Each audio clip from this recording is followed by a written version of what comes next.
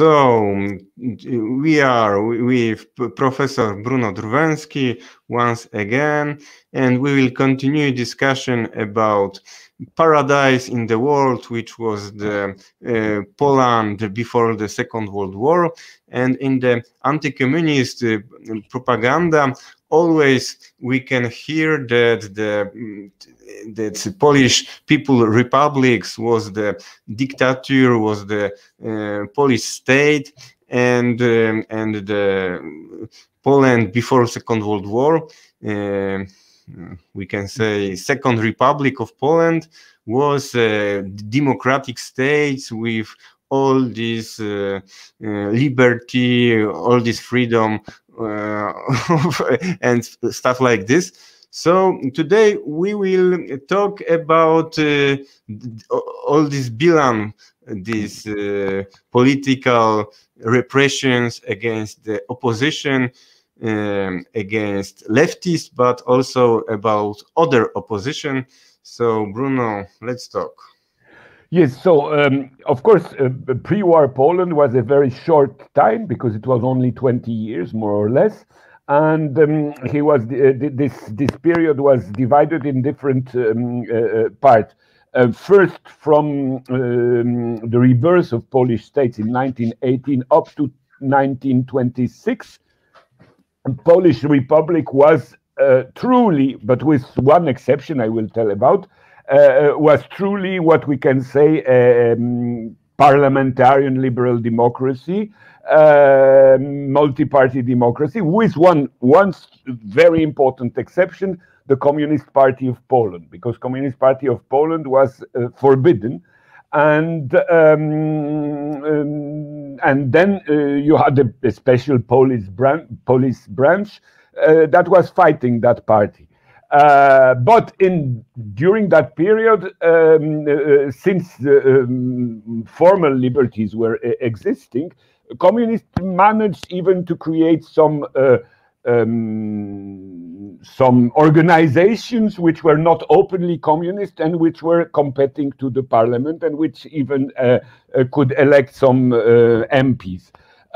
So the situation was let's say unclear in this sense that the tribunals were rather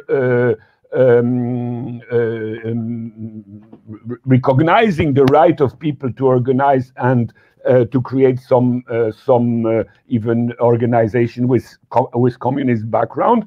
In the same time, police and especially secret police was fighting against communists and repressing them. And it's very important, this point, because we can say that since there was a special branch of the police fighting against communists, when there was when the military coup in 1926 happened, when Piłsudski took power, the conditions were already there to, of course, carry on further repression against communists, but also to enlarge them to other political parties or other political activities other than communists. And we can see that from 1926 up to the Second World War, there is an evolution toward a more and more extreme authoritarian regime. From 1926 up to 1930, opposition parties were allowed and could carry on a more or less free activity. From in 1930 up to 1935, there was a repression not only against communists, but also against non-communist opposition leaders. But formally, there was still a, let's say, electoral democracy. But in fact, the repression were making the situation unbalanced between political parties. And from 1935 up to the Second World War, we can say that there was an open dictatorship at the state level, it means that the opposition could not compete in the elections, even if the regime allowed opposition to compete on local elections, on city and countryside election, but for a national level it was impossible. So we see that the regime was more and more authoritarian all over the period, but the trend toward authoritarianism began from the very beginning. It means during the liberal democratic times. What was and why were the communists forbidden in Poland? Formally, they were forbidden in Poland because in 1919 they didn't recognize the new Polish state because they were advocating council power. They wanted to create a council republic, and for this reason they were forbidden. And of course they were repressed all over the Polish-Soviet war. We have to remember that Poland was at war with Soviet Russia between 1919 and 1921, and this war of course allowed to repress communists. So when the war was over, the Communist Party wasn't legalized and was still considered as a party of a foreign power. It was the pretext was that the communists were not a Polish party but a Soviet party, and for this reason it was forbidden. That's one aspect of the thing. The second aspect of the apart from communists, Poland during the first the Polish-Ukrainian War and then the Polish-Soviet War did conquer in the east territories where national minorities were in majority, especially the Ukrainian majority. And we have to remember that in former Eastern Galicia, there was created after the First World War the West Ukrainian People's Republic, which was destroyed by the Polish state, and from that time a large number of Ukrainians didn't recognize the fact that they were under Polish rule. So the institutions created by this former Western Ukrainian Republic were of course forbidden. And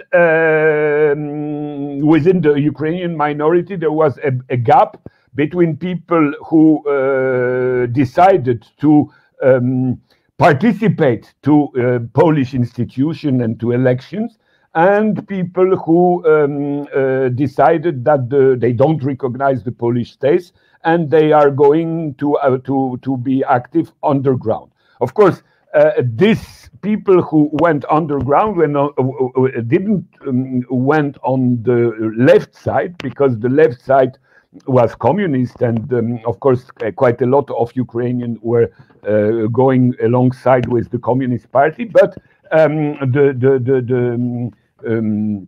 the people in favor of a independent Ukrainian Republic went more and more on the right side. And they began to create organization which we can consider are as proto-fascist and later fascist. And this was the two basic problem of Polish authorities during the pre-war period, were the communists on the left side and the Ukrainian nationalists on the right side. Of course, there were other issues, but these issues were the main issues all over the pre-war period. And as I told you, in 1926 you had the Piłsudski military coup.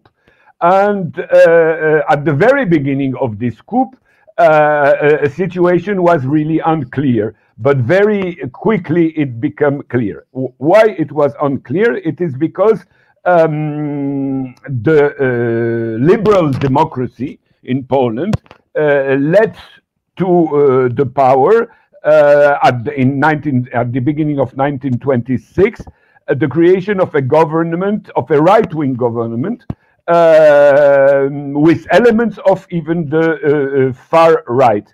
And against this government, you had the military coup of Piłsudski. And Piłsudski was a clever man. In fact, we have to recognize that.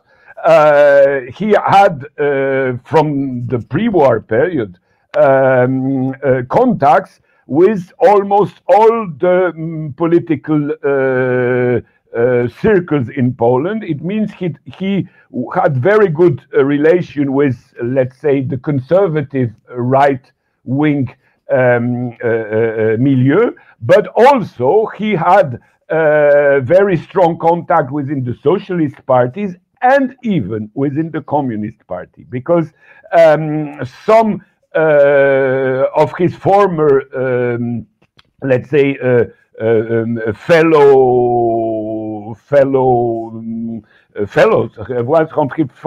former fellows, were after the war so deceived by what Poland became that some of them decided to join the Communist Party.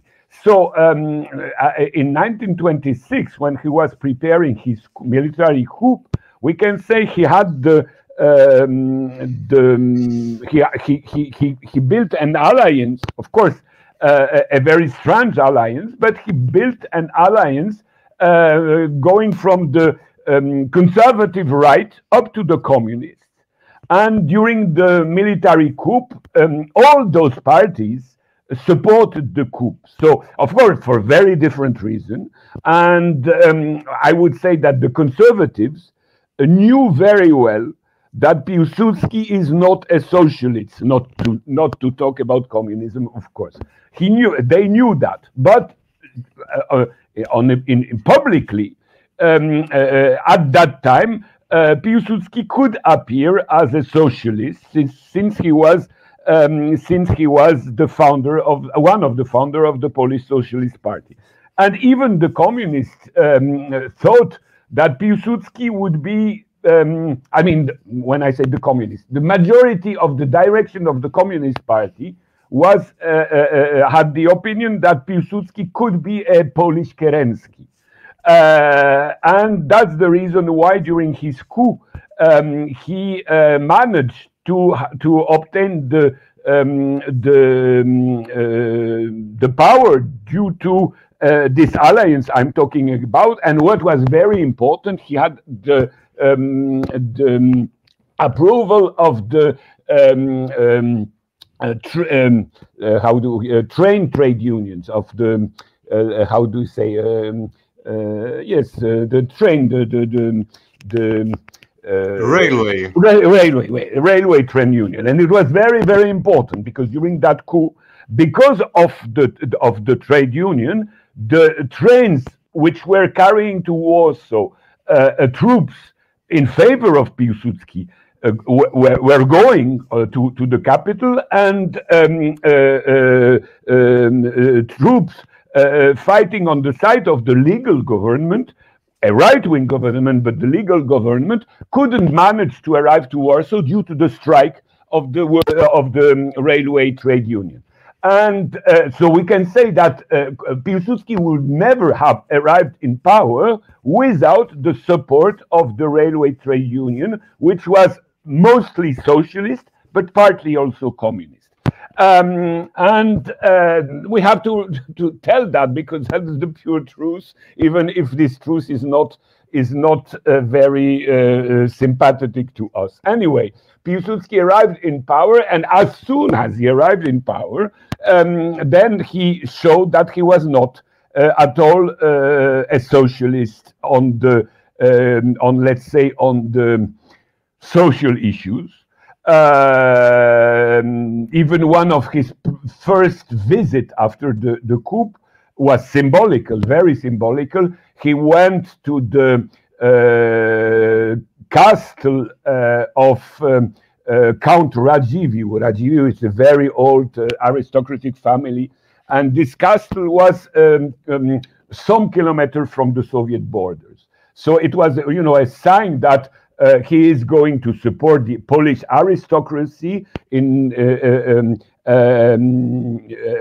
against every, you know, every eventual Soviet or communist attempt to change the situation in Poland. So he deceived very quickly left people, but he was quite intelligent. He managed to divide people, not only communists with socialists, but also inside the Socialist Party, because after the coup, since he was a conservative, basically, Piłsudski didn't want to change anything in the social system of Poland, and especially he didn't want to change the very important at that time question, which was the issue of land reform.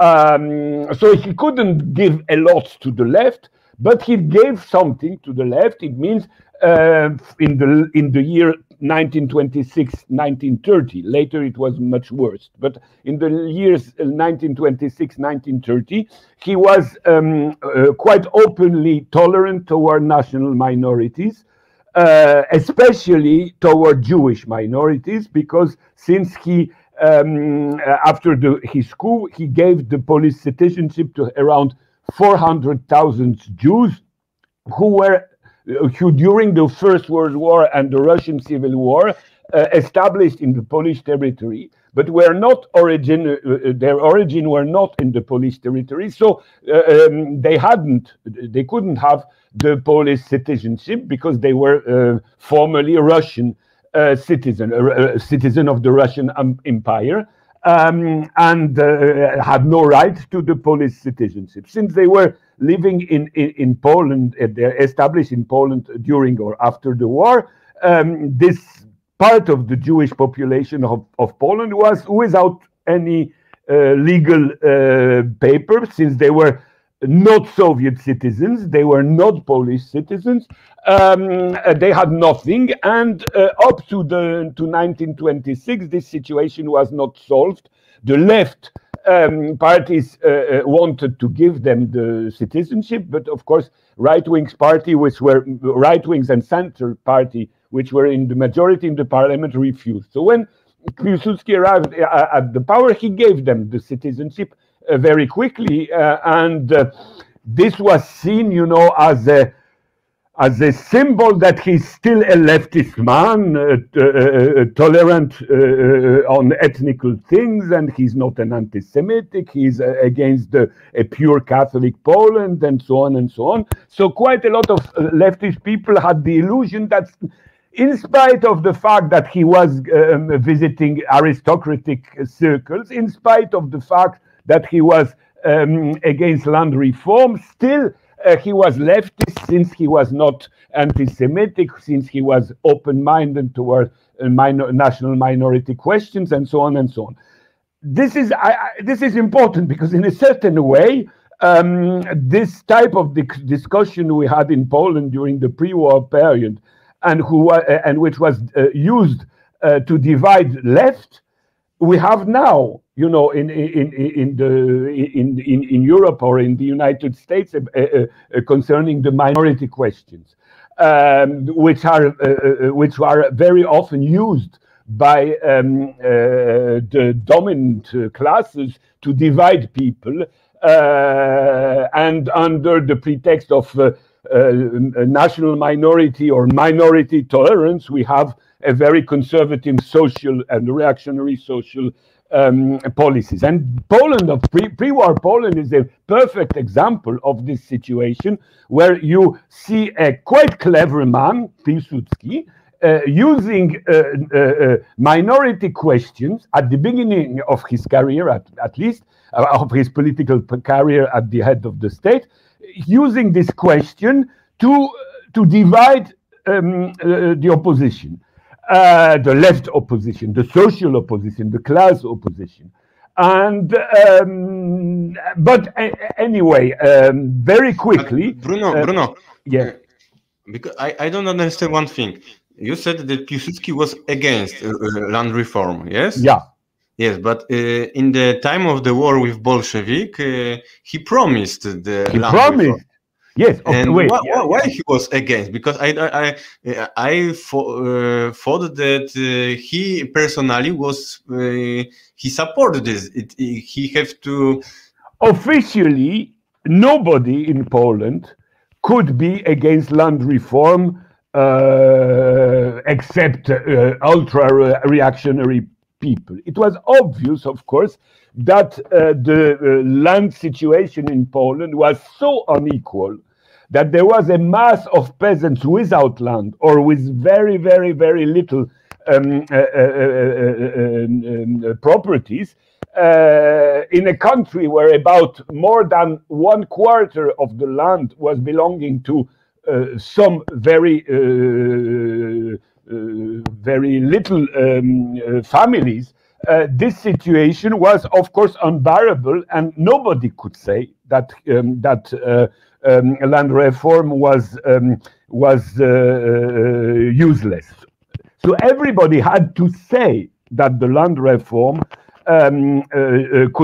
should be carried on. The question, of course, and the hypocrisy of the whole situation, and especially during the Polish-Soviet War, of course, everybody was in favor of land reform officially during the Polish-Soviet War, because it was obvious that if the Polish state at that time wouldn't have talk about land reform, there would be no peasant fighting on the side of the Polish army against the Red Army. So to have at least some peasants on their side, they had to tell that they will realize land reform as soon as the war will be finished. But when the war finished, the land reform was not introduced. Officially it was introduced, but in a such way that it was unrealistic to realize, because it has to be, the landowners has to receive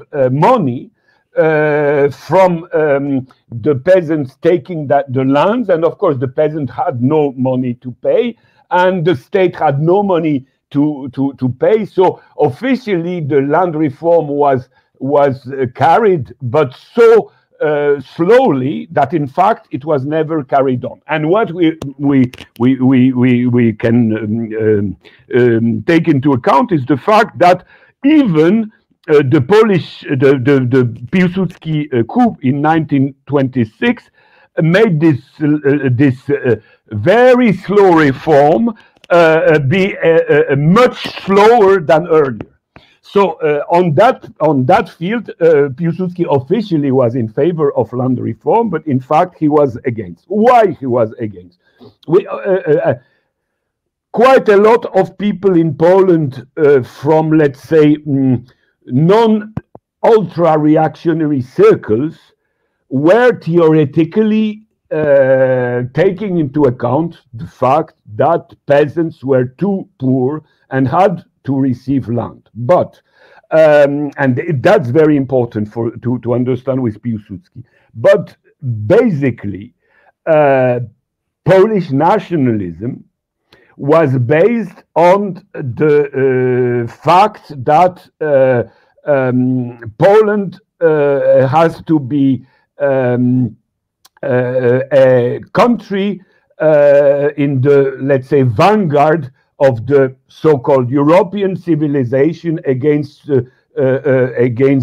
Asian barbary.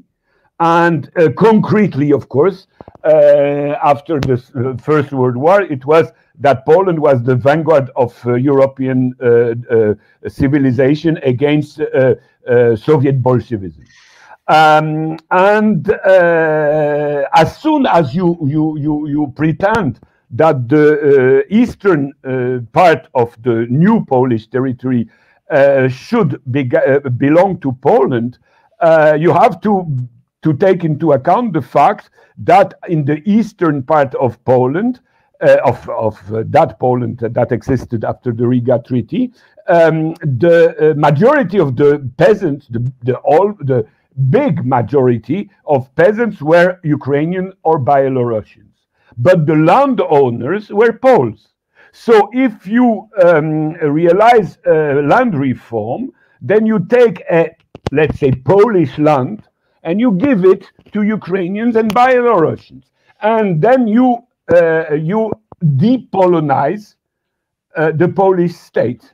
And that's why quite a lot of people that should have been in favor of the land reform in central Poland, it means in the part of Poland where the Polish peasants were in majority, they hesitated to carry on land reform because they very logically understood that if you realize land reform in central Poland, you have to realize it in eastern Poland, and then you give the land to national minorities which are not on the side of Polish state.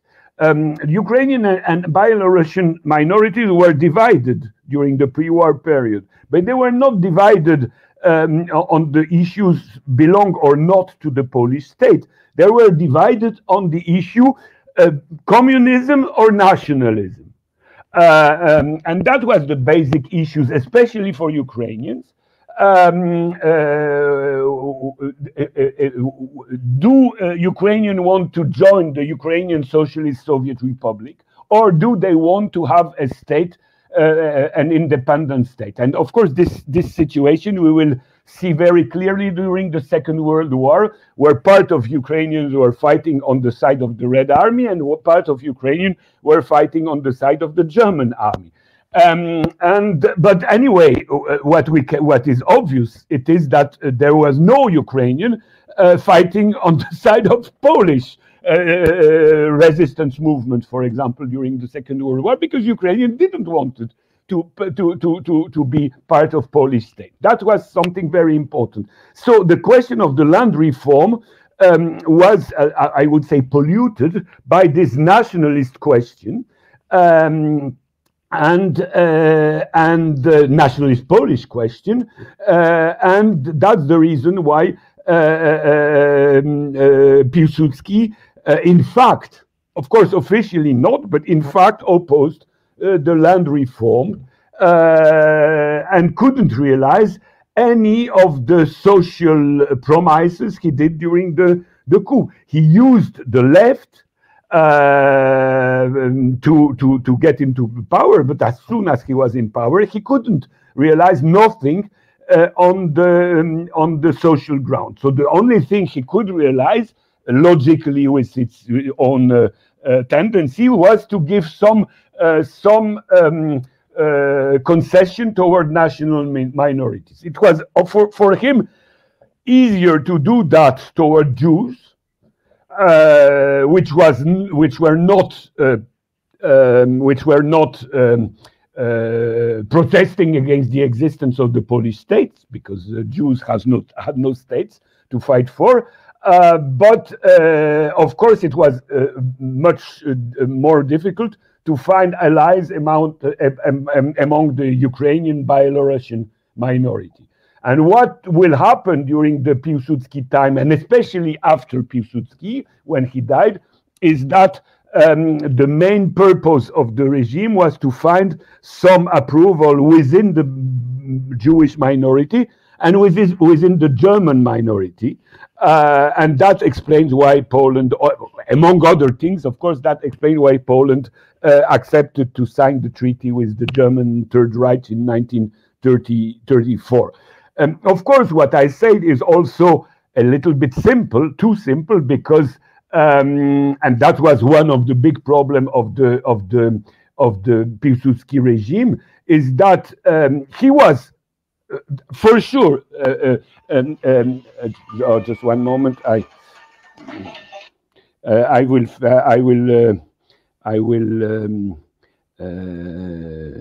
Okay, my telephone. The problem of the Piłsudski regime is with the Jewish national minority was that Piłsudski was not at all anti-Semitic. That's for sure. Piłsudski had very good relation with what we can call the Jewish conservative, especially with the Jewish religious Orthodox party, which was Agudat Israel, which was a non-Zionist traditional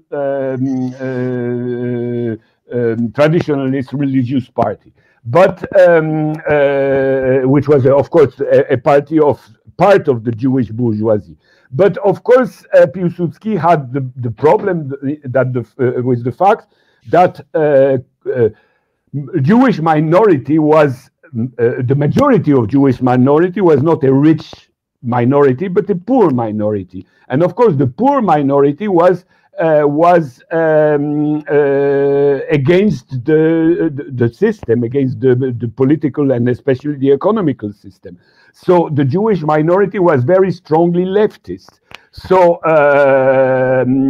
all the strategy of Piłsudski to, let's say, to conquer the hearts of the Jews in Poland was to find approval not only among the conservative Jews I'm talked about, but also among the Zionists, since Zionists were sometimes pretending they were leftist, but anyway they were competing with the socialist Jews, especially the Bund party, and of course against communist Jews. And so step by step, I would say, the Piłsudski regime began to have contact with the part of the Jewish minority who didn't wanted to join the Polish society, but who wanted to leave Poland. And that's the paradox, because officially Piłsudski was supporting the idea of a Polish state open to every difference of religion, nationality, languages, and so on. But in fact, he was forced to support the two Jewish parties, which were the less integrated parties, the religious parties, who were in favor of, let's say, a Jewish ghetto, a traditional Jewish ghetto under the rule of rabbis, or in favor of the Zionists who were tending to leave Poland. And this cooperation between Piłsudski regime and Zionists went very far, because the Polish army the police officers were training in the 30s, were training the Irgun commandos, the Zionist commandos that were sent to Palestine to fight for a Jewish state, and they were trained by the Polish army. And that's a moment we have to take into account, because of course it shows that Piłsudski was not anti-Semitic, but it shows that the alliance he built with some Jews were alliance with the right-wing Jews against any let's say leftist trend among Jews. For the reason I talked about, he couldn't have good relation with left, because the basic claim of the left was land reform, and since the question of land reform couldn't be solved, it cut ties with left. I will finish now with the Communist Party, because it's important to understand that when the Piłsudski coup arrived, as I told you, the Communist Party took side for Piłsudski. They were officially, I mean, their text shows that the Polish communist leadership pretended that Piłsudski will be the Polish Kerensky, and later the Polish mass mobilization will kick out Kerensky, and it will give the possibility to create a Polish Soviet Republic, which was, of course, the aim of the communists. But of course, this decision was very quickly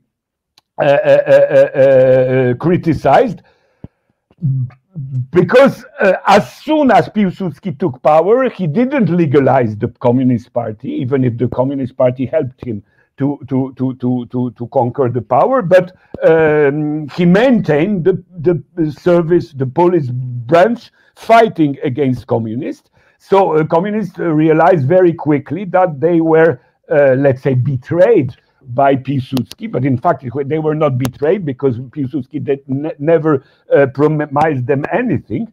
But they were very quickly criticized by the Soviet leadership, and especially by Stalin, that took into account the fact that Piłsudski, from the Soviet point of view, was worse than the Polish government, the legal right-wing Polish government that was kicked out during the coup, because the legal Polish government had as Ministry of Foreign Affairs Roman Dmowski. Roman Dmowski, of course, is an extreme right politician, but he was one of the few non-communist, of course, politician in Poland, advocating the fact that Poland should have good relation with Soviet Union, since Soviet Union could be an ally against German imperialism. So from the geopolitical point of view, a government with Dmowski was much better for Moscow than the government of Piłsudski, because Piłsudski was known as a Russophobic, not to say Sovietophobic. And so the Soviet leadership was very mad at the Communist Party decision to support the coup. And that began tensions within the Communist Party of Poland, which were carried on all through the years, up to the dissolution of the party by the Comintern in 1938. Of course, we can ask the question if the decision of the Polish communist leadership to support Piłsudski in 1926 was a pure tactical decision, as they said, or that it was because some, let's say, traitors penetrated the party and led the party in that direction. That's an open question that has never been studied by historians, and that should be, of course, studied by historians. But anyway, objectively, we must recognize the fact that the tactic carried on by the communist leadership in 1926 was a complete defeat, and helped to create in Poland a much more authoritarian regime than the earlier one, and a much more anti-communist regime than the earlier one, whatever we think about the earlier one. But anyway, the 1926 coup was not a progressive coup in a social sense, and even in political sense, because it pushed Poland toward a more and more authoritarian regime. And that's that's why it explains that the police branch who was fighting communists and who was also fighting Ukrainian nationalists was reinforced after the coup, and systematically reinforced. And when in 1930, 4 years after the coup, the regime found itself in front of a mass mobilization against its policies, they decided at that time to arrest about 2,000 people from different opposition parties, not only communists, of course, but then they arrest even some leaders from the Socialist Party, from the Peasant Party, and a little part, and some also from the right-wing parties, but especially left and center parties. I would say that the police was prepared to do that, because from the very beginning of the police state, they were specialized in fighting against communists. So it's very easy when you begin to fight, to organize, arrest, to organize secret police and secret activities against one parties, to enlarge this to other parties. And that's exactly what happened in 1930, when anti-communist or non-communist opposition militants and opposition leaders had to support the repression. The communists were already not to support. Excuse me. I had to. It is a French grammatical error. They had to bear the repression. The communists already had to bear earlier. So when we say that the Polish dictatorship began in 1926 and was tougher and tougher, that's right. But we have to know that, in fact, the situation where communists were not legal earlier make the Polish democracy, a liberal democracy, to a certain extent, fraudulent. To a certain extent, we can say that the repression of the authoritarian regime were easier to carry on, since the Polish Democrats didn't fight against repression against communists. And that's a good lesson of history, because we all know from the Nazi Germany history that the so-called Pastor Niemöller, which was a Lutheran priest,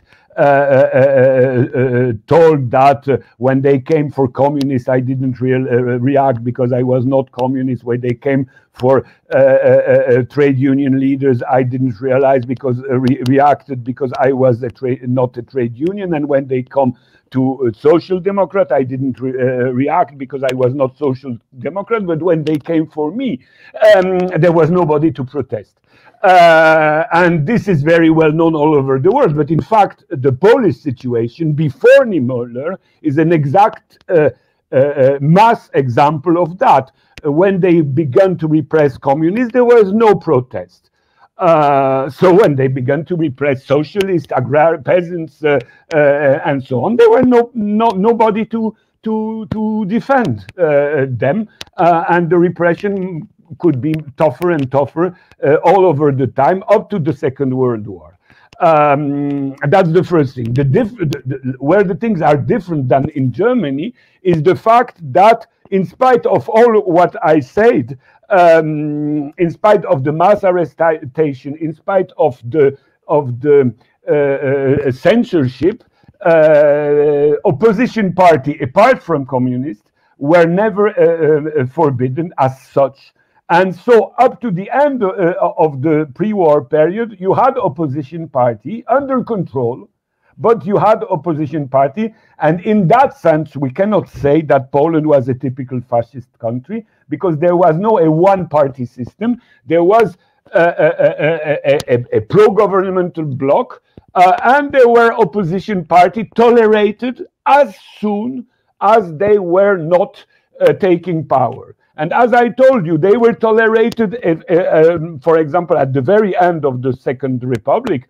They were tolerated even, they could take the control of city towns, for example, Krakow,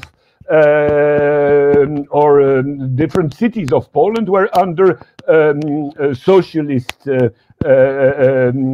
administration, but on the local level. In the same time, you had opposition militants who were in jail. So the question of what was the Piłsudski regime is something difficult to to define, because it's not a clear-cut dictatorship as Germany, Hitler's Germany, or Mussolini's Italy, or Franco's Spain.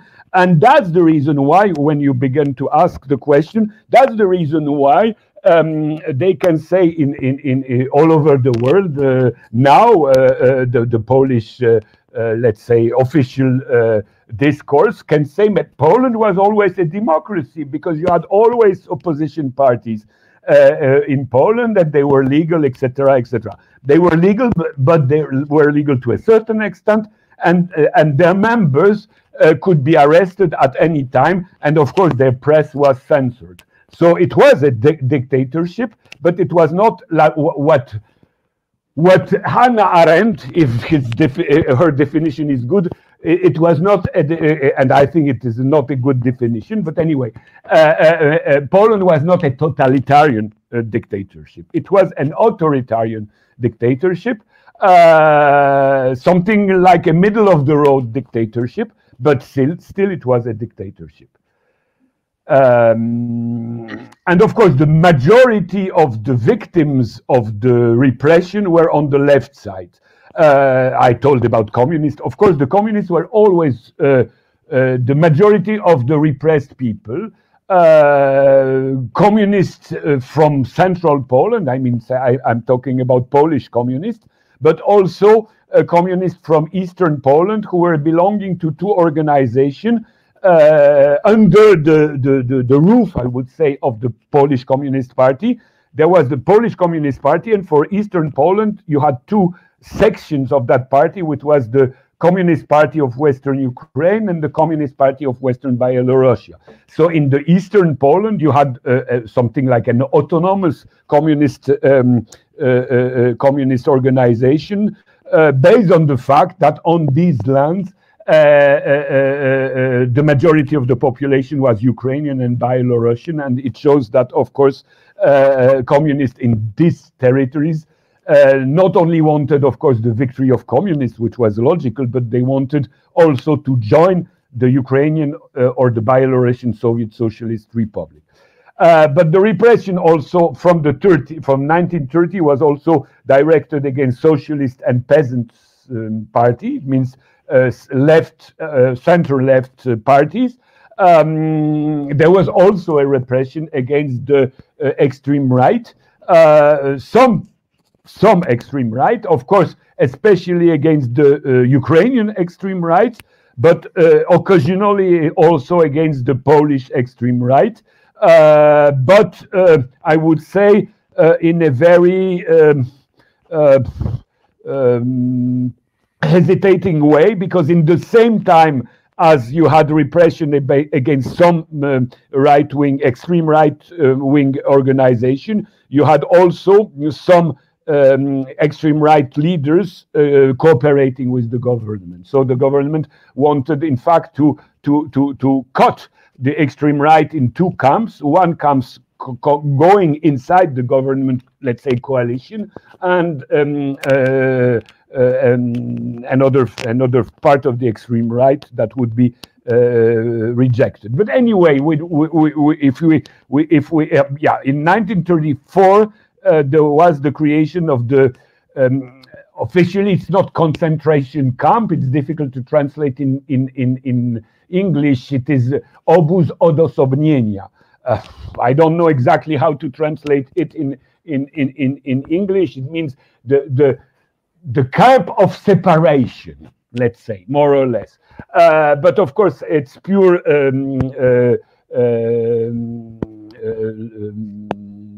formal difference. In fact, it's of course a camp, a political prisoner camp in Bereza Kartuska,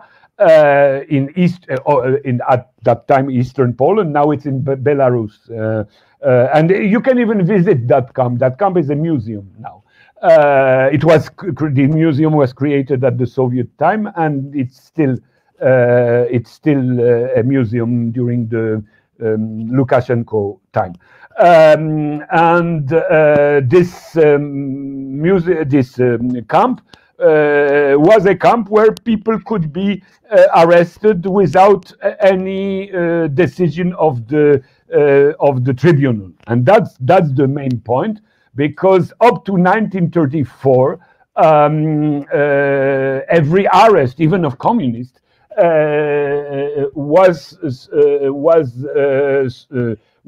decided by tribunals. And whatever we think about the bourgeois, let's say bourgeois justice, we must recognize that even against communists, some tribunals were quite, let's say, legal, in that sense that sometimes they didn't accept it. Some forms of repression, the government wanted to push them to decide. You had quite a strong, within Polish advocacy, within Polish justice system, you had quite a strong, I would not say majority, but quite a strong part of these people who were really supporting the ideal of, let's say, democratic rights. And if sometimes tribunals were very tough against communists, especially sometimes some tribunals even gave the death sentence to some communists, we have also to take into account the fact that in some time the tribunal didn't accept the decisions of the administration, and even decided in favor of the repressed, including sometimes of course, but including sometimes communists. And this was always very difficult to accept for the repression forces. And as soon as the Piłsudski coup succeeded, there was very strong pressure to Piłsudski for the creation of a repressive camp where people could be arrested without trial.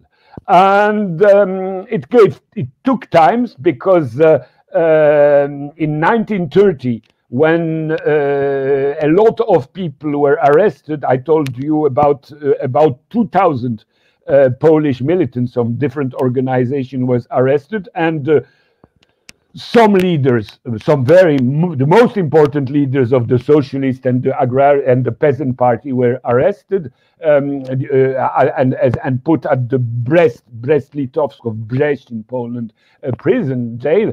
They were arrested under the accusation that they were plotting against the regime, that they were planning an illegal coup, and of course the pretext was false, and the situation of the regime began tough, since for example, the trial of the leaders of the Socialist and the Peasant Party, they were accused that they were plotting to illegally take power. When you have such an accusation, you should be punished of very tough repression, very tough, very long-term jail sentences. And the tribunal gave them 1 year of jail, 1.5 years of jail, which of course is something we can refuse, and we will refuse as Democrats. But anyway, on the other side, if you look at this process on the side of the government, when you have somebody accused of plotting to illegally take power, he should have life sentence, not 1 year of sentence. So it was a defeat for the government. In fact, this tribunal were defeating the government, even if they gave some sentences. And this was unbearable for the police apparatus. and the police apparatus decided to force the creation of something that would fit to their repressive policies. And finally, they get it. In 1934, the decision was made to create the concentration camp of Bereza Kartuska, where people could be locked without any trial. Of course, the pretext of this was that the Minister of Interior Affairs, Pieracki, was shot dead by Ukrainian terrorists, in fact, by Ukrainian right-wing nationalists. And under that pretext, the concentration camp was decided. But the pretext was that, in fact, when we look at the people who were jailed in the concentration camp, of course, there were some Ukrainian nationalists, but mostly the big majority of the repressed people were communists or leftist people, and I would say, just for the appearance, there were some Ukrainian or even Polish right wings, extreme right wings people arrested, but the immense majority was left-oriented people, especially communists. And of course, also for the propaganda, they arrested some corrupted people under the pretext that this camp is also allowing to fight against corruption, against underground illegal economical activity, and so on and so on. But that was the propaganda pretext. In fact, the camp was mainly created against communists and people, and non-communist people, but with a strong leftist strand, because we have to also take into account one fact, which is very important for the all pre-war period in Poland, is the fact that I told you the Communist Party was illegal, but the Communist Party managed to create a formally legal organization that were all the time delegalized after some times. But they created different organization, especially during election time. But that's one trend. But the main trend for communists after the when they were illegal is the fact that within the left of Poland, within the non-communist left of Poland, so especially within the Socialist Party and within the Peasant Party, all the times in Poland you had miscontent in those parties, because the base of the party wanted radical, for example, land reform, other reforms too, but especially, of course, the question of land reform was the most important. And they observed the fact that the leadership of their party was very, let's say, moderate in fighting for those goals. They were much more conservative than the basic local organization. So within the Socialist Party and within the Peasant Party, very often you had split. It means some group of the Peasant Party, of some group of the Socialist parties, or some group of also of the Belarusian minority national organization, and also Ukrainian, but mostly Belarusians, and also Jews. Within Jewish organization, you had also the same process, split with their direction, and went more and more left, and all the time the same process repeat. They split from their organization, they create a new organization, they begin to cooperate with the communists, and step by step they began communist, and their organization begin to be non-officially communist. For example, you had the one split of the Polish Socialist Party. Polish Socialist Party is PPS. And you had a split which was called PPS Lewica. It means PPS left. The PPS Lewica became a shield of the Communist Party very quickly. And of course, it was later delegalized. But for a certain time, it was the legal shield, let's say, of the Communist Party of Poland. You had a very important movement in Belarusian Poland, which was what is called the Hromada, the peasant workers Belarusian Hromada. It was formed by a man who is Belarusian, of course, but who is leftist, but who fought on the side of Polish army during the Polish-Soviet War. So somebody that cannot be called a communist. But he was so deceived by Poland that when he took the leadership of the Hromada, step by step, he began to cooperate with the Communist Party. And at the end, he became member of the Communist Party. And his organization was, why I'm talking about this organization, because you had about 1 million and a half Belarusian in Poland. And Hromada, at his peak time, had 150,000 members, which makes this organization a very mass organization. You can say that 1 Belarusian out of 10 was member of this political party, which is a proportion, you don't have any of this proportion in any capitalist country. So, of course, the Hromada was forbidden. And, of course, people from the Hromada were arrested and repressed by the Piłsudski regime. So why I told that? Because it shows things that we have to take into account is the capacity of the communists to promote principles and to promote proposals that other left group had to adopt. And this trend toward communism was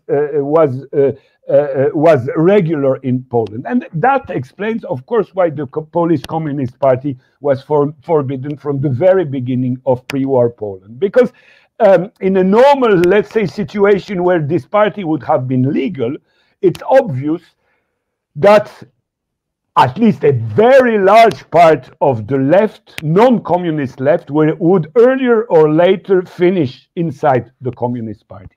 And the Polish bourgeoisie, the Polish landowners were very aware of that, that the fact that the Communist Party was a little illegal organization, but it was the organization that was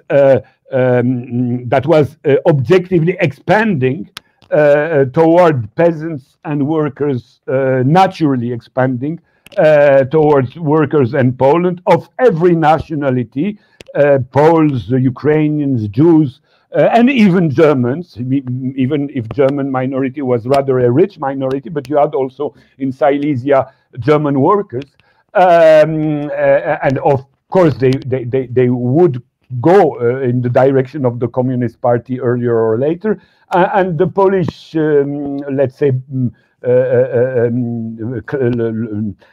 elite were very aware that the communists were not, as the propaganda now says in Poland, were not just a tiny party. Of course, it was a tiny party since it was an illegal party, but it was a tiny party which has a very strong influence as soon as there were some class fights. When you had some strike, when you had some manifestation, it was obvious that the communists were the ones, they were not numerous, but they were the ones people could base on to be protected, to be defended in the tribunals, to be defended by massive manifestations against the trials. And people knew that without communists, there would be no socialist or peasant resistance outside the communists. The communists were let's say, the nucleus of the class struggle, even if they were in minority. That's obvious, they were in minority, but they were a so strongly organized minority that all the left had to take into account that they were a basic element of the Polish political life. So that's, of course, very clear that when the government, when the dictatorship decided to repress and to create the Bereza Kartuska concentration camp, of course, it was against Ukrainian nationalists, but basically it was a camp created against the tendency of Polish opposition militants toward communism. Yeah. Okay, thank you, Bruno. Our topic of our conversation was a little different, but I talk a lot. yes, but I would like to, could you precise why communists were in prison? Because I remember two biographies which I read. One of the Mieczysław Moczar, and who was arrested because he participated in the meeting of the help of the prisoners, Red Help. Other biography, it is biography of Władysław Gomułka.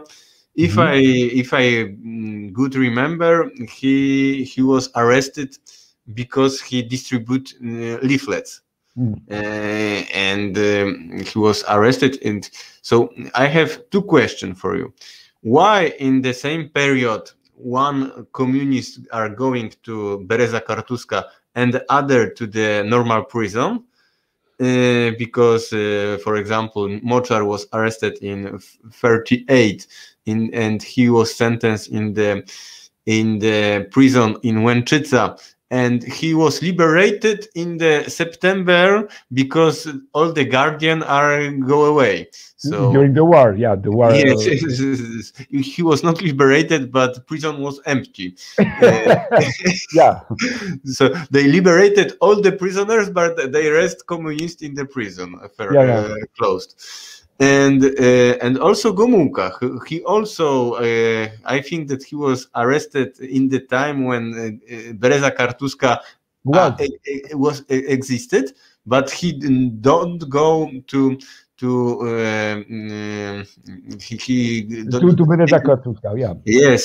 So first question: why communists were going to prison or Bereza Kartuska? It is only when you are member and you have to do something. The question, as I told you, Communist Party was illegal. So the tribunal, as soon as there was official, let's say, communist propaganda or communist activity, it was illegal. And for the regime, it was, of course, much better to arrest people, put them to trial, and jail them under legal argumentation, since, of course, for propaganda reason, it was much better to have a communist in jail because of a legal sentence. But communists were not stupid. I mean, communists sometimes were carrying openly communist propaganda or communist activities because it was useful for communism, but when they could, they carried on political activities which were not openly communist. And as I told you, the tribunals in Poland were very different than the government wanted. It means some lawyers were quite quite honest, let's say. When the law was talking that communists must be arrested and that it's a communist activity, they sentenced. Of course, much of the time they sentenced less than the government wanted, but they gave sentences. But when an activity was not openly communist, they didn't sentence. The government wanted these people to be arrested because the government knew these people were communist and were fighting for communism, but the activity was not formally communist. So they couldn't be sentenced. And for them, the Bereza Kartuska camp was very convenient, because you could arrest them without all these trials. They would have lost. The government would have lost the trial. So when the trial, when they were in a situation that they knew that the arrested people would not be sentenced, it would be a defeat, a propaganda defeat for them. So then they as they say, they prevently arrested state enemies, as they were called. Okay, I have many other questions, but I think that not for today, but I can tell for our viewers which question I have for you. One of the question is if the repressions in the time of the World War 1920, repressions towards to soldiers of the Red Army, but also repressions toward to the workers who have strikes and the members of the communist parties. One of the other question I would like to also ask you is this Piłsudski. Piłsudski was godfather, if I remember, he was godfather of the Wanda Wasilewska, one of the leader of the communists in the Second World War. Yeah, but he was godfather before he became communist, so he couldn't. But what you are pointing is important, because of course we have to acknowledge the fact that the Piłsudski, let's say, elite was coming from the left. So let's say their family culture was rather leftist. That Piłsudski went right doesn't mean that every people from this milieu went right. And the leftist idea were functioning among the Piłsudski elite, and Wanda Wasilewska is one example of that. And that's important because it makes the Piłsudski regime, whatever we think about it, a non-pure fascistic regime.